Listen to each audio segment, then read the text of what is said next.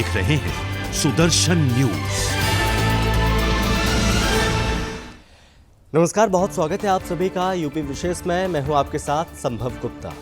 UP के बुलंदशहर में भगवान श्री राम पर अभद्र भाषा का प्रयोग करने वाले प्रोफेसर का इस्तीफा मांगा गया। बता दें कि प्रोफेसर द्वारा भगवान श्री राम पर आपत्तिजनक शब्दों का इस्तेमाल किया गया। छात्रों ने इसका घोर विरोध किया। दरअसल मामला बुलंदशहर के खुर्जा एनआरसी डिग्री कॉलेज का बताया जा रहा है, जहां 30 मार्च को समाजशास्त्र की क्लास में प्रोफेसर विवेकानंद ने भगवान राम पर अमर्यादित टिप्पणी कर दी थी और जिसके चलते ये विवाद गर्मा गया। छात्र छात्राओं और प्रधान संगठन ने इकट्ठे होकर विरोध प्रदर्शन किया। वहीं अपशब्द बोलने के बाद प्रोफेसर का विरोध किया गया। इस घटना पर छात्रों का कहना है कि जल्द ही प्रोफेसर को निष्कासित किया जाए, नहीं तो वे सभी मिलकर धरना प्रदर्शन करेंगे। और इस घटना के बाद मौके पर पुलिस ने मामले पर संज्ञान लिया और साथ ही भारी संख्या में पुलिस फोर्स तैनात की गई। फिलहाल आगे की कार्रवाई जारी है। दूसरा ये है कि आगे हम आएंगे पूरा मामला ये है कि एक हमारे छात्र ने किसी गुरुजी के साथ में अभद्रता की सड़क पर। क्योंकि उन गुरुजी ने हमारे प्रभु श्री राम को बदतमीजी बोली, अशोभनीय शब्द बोले और कहा कि उनका कोई अस्तित्व नहीं है। अस्तित्व नहीं है, क्या तुम्हारा अस्तित्व है? मैं उनसे क्षमा चाहूँगा। उन्होंने क्षमा मांगी है, मैं भी उनसे क्षमा चाहूँगा। वो भी अपना डीएनए टेस्ट करा लें कि कहीं वो बाबर के ज़माने के तो नहीं है, बाबर की तो औलाद नहीं है वो भी अपना डीएनए टेस्ट करा लें। मैं पहले से क्षमा मांग रहा हूँ। यूपी के बरेली में एक मुस्लिम महिला के साथ दुष्कर्म का मामला सामने आया, जहां बरेली थाना बरादरी क्षेत्र के जोगी नवादा घेर निवासी मुस्लिम महिला के घर पर मौका पाकर 3 लोग जबरन घुस गए। उसी वक्त महिला को अकेला पाकर घिनौनी हरकत को अंजाम दिया। आपको बता दें कि इस घटना के बाद पीड़िता ने शिकायत की, लेकिन मुस्लिम समुदाय की एक्शन कमेटी के सदस्यों की ओर से महिला को जान से मारने की धमकी दी गई। और इतना ही नहीं, महिला से मुकदमा वापस नहीं लेने पर उसे कुल्हाड़ी से काट डालने की धमकी भी दी गई, और जिसके चलते महिला ने पुलिस थाने में शिकायत दर्ज कराई, लेकिन शिकायत के बावजूद कोई कार्रवाई नहीं की। तो वहीं पीड़ित महिला ने एक एनजीओ नारे की अध्यक्ष यास्मीन जहां से मदद की गुहार लगाई। और फिलहाल आईजी ने मामले को संज्ञान में लेकर शिकायत पर मामला दर्ज करते हुए कार्रवाई का आश्वासन दिया है।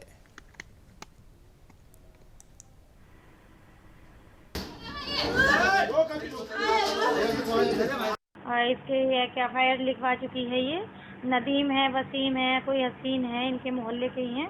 और एक वीडियो मेरे पास आई थी जो कि वो इनका कुल्हाड़ी से दरवाज़ा तोड़ रहे हैं, जिसकी ये देखिए ये इनका हाथ तोड़ा है और जान से मारने की धमकी भी दे के चले गए। बड़ी मुश्किल से इन्होंने अपनी जान बचाई थी। तो इनका अभी तक कोई, जबकि 307 इनका लिखना चाहिए था, लेकिन इनका मुकदमा नहीं लिखा, हल्की फुल्की धाराओं में लिख दिया था। जो मैं आईजी के पास गई और उनसे किया। और ये जो है अदनान मियाँ रज़ा एक्शन कमेटी के मेंबर है। और जब मैंने इससे बात की कि दोनों पक्षों को सुना जाए, क्योंकि हम एनजी चला दोनों पक्षों को सुना जाता, तो इन्होंने मुझे कहा कि मेरा बस चलता तो मैं उनके जान से मार देता, यानी खुलेआम धमकी।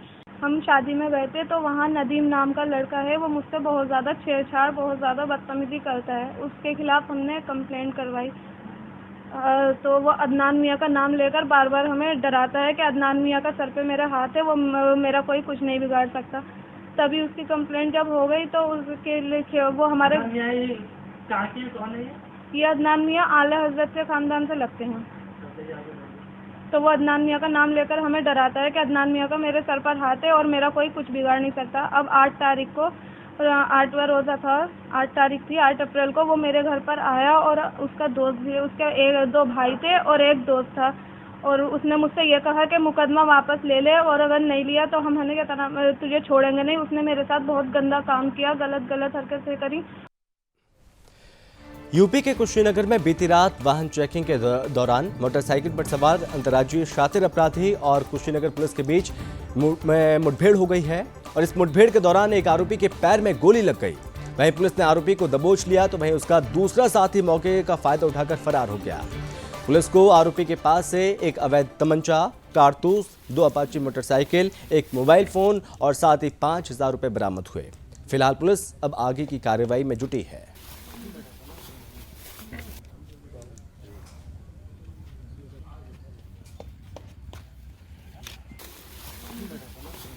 पुलिस को यह सूचना मिली थी मुखबिरों के द्वारा कि क्षेत्र में कुछ संदिग्ध व्यक्ति देखे गए हैं जो किसी घटना कार्य करने के उद्देश्य से संदिग्ध गतिविधियों में संलिप्त हैं।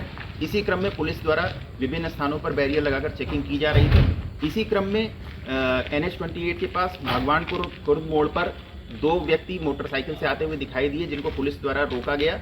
पुलिस द्वारा रोके जाने पर इन्होंने बैरियर तोड़ के भागने का प्रयास किया और पुलिस पार्टी पर फायर किया। जवाबी फायरिंग में इसमें एक व्यक्ति के पैर में गोली लगी है, जिसकी पहचान पवन कुमार यादव के रूप में हुई है। इससे पूछताछ में इसने स्वीकार किया है कि ये बिहार के कटिहार जिले का निवासी है और इसने गोरखपुर और कुशीनगर क्षेत्र में विभिन्न लूट और चोरी की घटनाएं कारित की हैं। इसके अलावा बिहार में भी इसके ऊपर मुकदमे हैं। पुलिस द्वारा विभिन्न क्षेत्रों में जो इसने घटनाएं कारित की है उसकी जाँच की जा रही है। और वहीं यूपी के कुशीनगर में ही बिशनपुरा थाना क्षेत्र में स्थित दुदही कस्बे के केन यूनियन रोड पर शिव मंदिर के पास चाकू मारने की घटना सामने आई है और जहां पर 2 बाइक के टकरा जाने के बाद विवाद शुरू हो गया। इस बीच 3 युवकों ने विद्या नाम के एक युवक को चाकू से गोद दिया। घटना के बाद आरोपी युवकों की वहां मौजूद भीड़ ने भी जमकर पिटाई कर दी। वहीं आनन फानन में पुलिस मौके पर पहुंची और आरोपियों को मौके से गिरफ्तार कर लिया। फिलहाल पुलिस घटना की जांच कर आगे की कार्रवाई में जुटी है।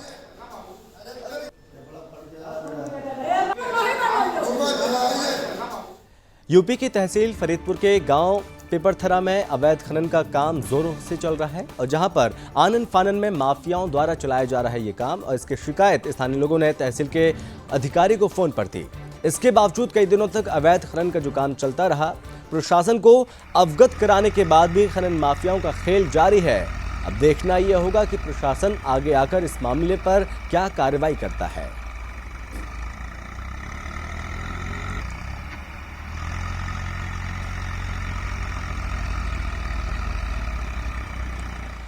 यूपी के जनपद सोनभद्र के रॉबर्ट्सगंज कोतवाली क्षेत्र बहुआर गांव में 27 अप्रैल की रात घर में अकेली सो रही 65 वर्षीय दलित विधवा महिला के साथ पड़ोस में रहने वाले 50 वर्षीय अधेड़ मुस्लिम ने बलात्कार की घटना को अंजाम दिया।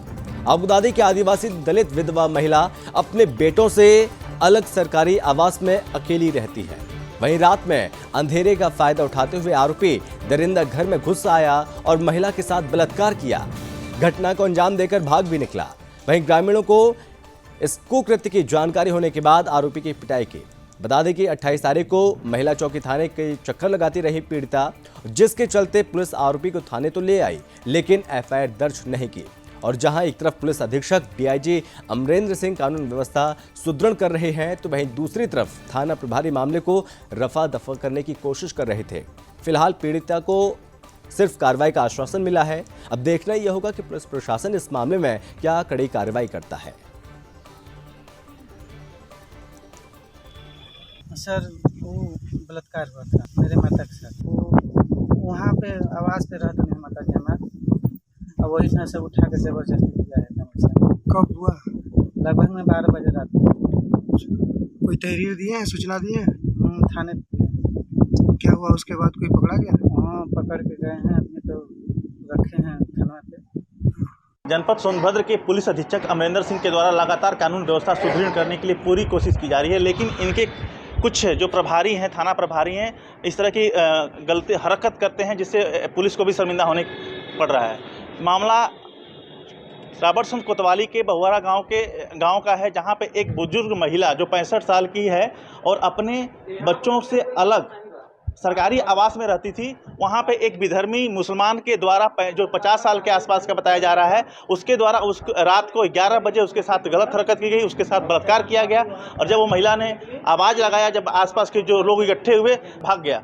लेकिन जब महिला सुबह हिंदुवारी चौकी पे एक एप्लीकेशन प्रार्थना पत्र देती है, कल देती है, और उसके बाद उस पुलिस चौकी उस आरोपी को पकड़ के लेके आया हुआ है। और कल की घटना, परसों रात की घटना है, कल का पूरा दिन निकल गया, आज 12 बज गए हैं, अभी तक FIR दर्ज नहीं की गई है। एक 376 का इतना बड़ा मामला होने के बावजूद भी जहां एक मुसलमान के द्वारा एक हिंदू विधवा महिला जो कोल समाज से, आदिवासी समाज से आती है, उसके ऊपर बलात्कार किया गया और इसके 48 घंटे बीत जाने के बाद भी अभी तक FIR दर्ज नहीं होना, ये पुलिस पे सवालिया निशान खड़ा करता है। तो अब पुलिस अब यहाँ पे दिखा रही है कि हम मामला दर्ज करने जा रहे हैं, FIR दर्ज करने जा रहे हैं। अभी तक जब ये मामला मीडिया के संज्ञान तक नहीं आया था, तब तक ये मामला आपको दबा के रखा गया था। कैमरामैन शुभम चौरसिया के साथ राजेश सिंह, सुदर्शन न्यूज़, सोनभद्र। यूपी के लखीमपुर खीरी के कोतवाली मोहम्मदी क्षेत्र में बीती रात ग्राम गुरेला के मंदिर में शिवलिंग सहित शिव परिवार की मूर्तियां चोरी होने की खबर से पूरे क्षेत्र में हड़कंप मच गया।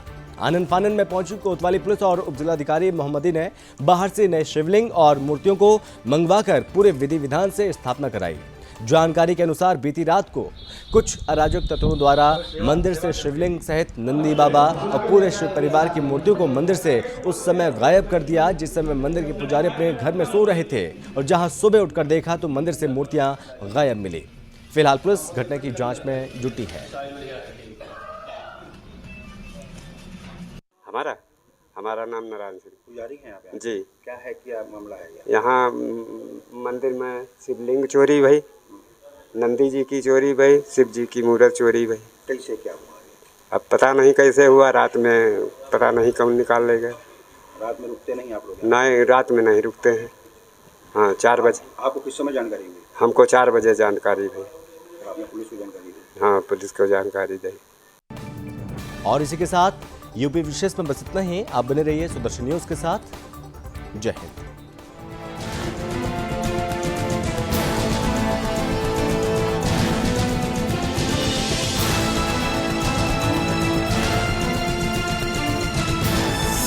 आप देख रहे हैं सुदर्शन न्यूज।